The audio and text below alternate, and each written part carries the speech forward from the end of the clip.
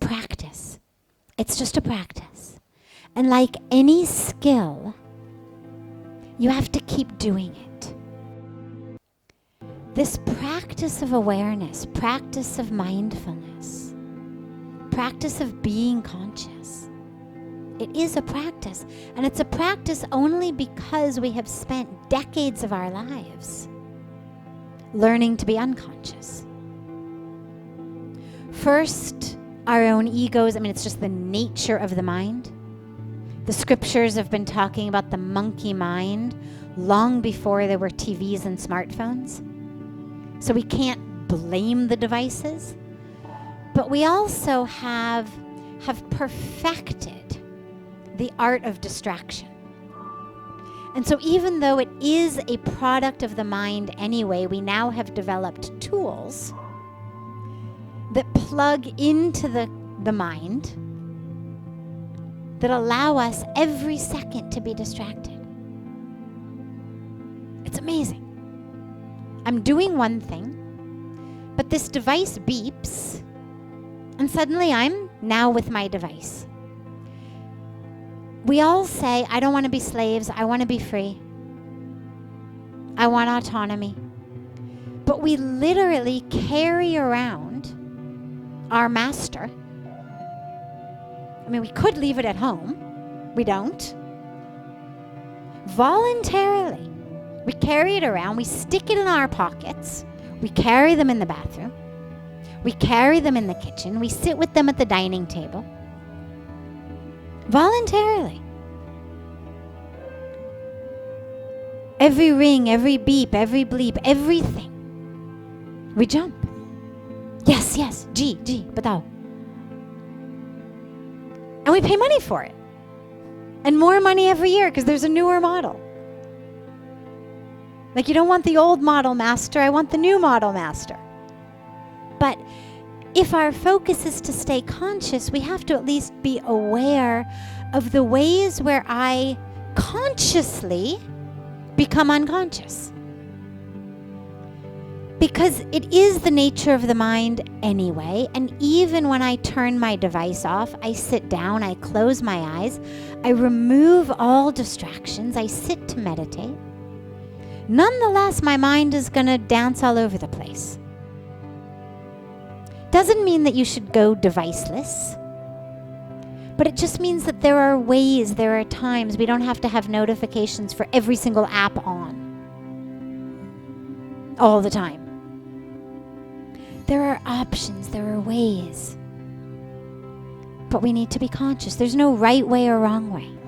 I'm not here to tell you how many hours, how many not hours. That's not the point. The point is that whatever decision I make it consciously. And then in terms of the aspect of, okay, so my device is off, my door is closed, my eyes are closed, I'm now sitting to meditate, and my mind is still going, I'm still unconscious. This is where practice comes in. And this is where there's a lot of different techniques of meditation, and there's nothing that's right, nothing that's wrong. But what they all do is they take us from the unconscious to the conscious. And there I was, being aware of my breath, and now suddenly I've gone off. Maybe there's a little itch in my knee.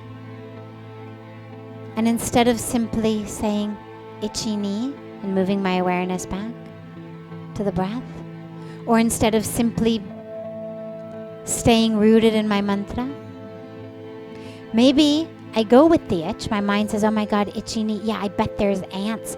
I knew that exterminator needed to come last week. Ugh, it was my kid who left the peanut butter out yesterday. Told him to put the peanut butter away. How many times do I have to tell that kid to put away his food after he's done? He takes after his father. I've always told his father he should set a better example. Nobody ever listens to me. I don't know what I'm doing in this stupid family. Never should have gotten married. Now, I had an itchy knee. And suddenly, 30 years ago, when my parents forced me into an arranged marriage, what do? The minute you catch it, now again with practice, you'll catch it at itchy knee. But in the beginning, you're going to be all the way there with, there you were 22 years old.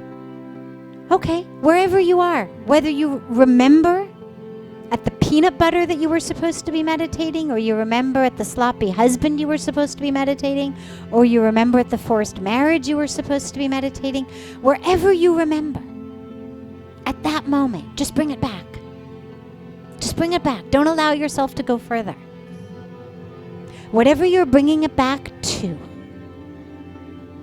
bringing it back to the breath, bringing it back to mindfulness, bringing it back to a mantra, whatever you're bringing it back to, just bring it back. No judgment, no analysis, no nothing. Just bring it back. And slowly, slowly, slowly, what you'll find is it stays there. Not forever, but for much longer periods of time. And you'll also find that you catch it much sooner. And this is where the breath is a fantastic key. If you're grounded and rooted in your breath, and this is true open-eyed, moving through the world, sitting in board meetings. This is not just in your meditation. If you're able to stay rooted in your breath, you're going to be able to stay much more conscious. Develop it as a practice every day, so that when you need it in those times, it's there for you. Because your entire way of moving through the world will change. Not just your way of dealing with anger and ego. Your whole way of moving through the world will change.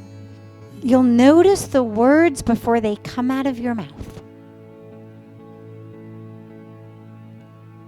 And then you'll bring yourself back. It's an extraordinary practice. But it is a practice. So you have to start.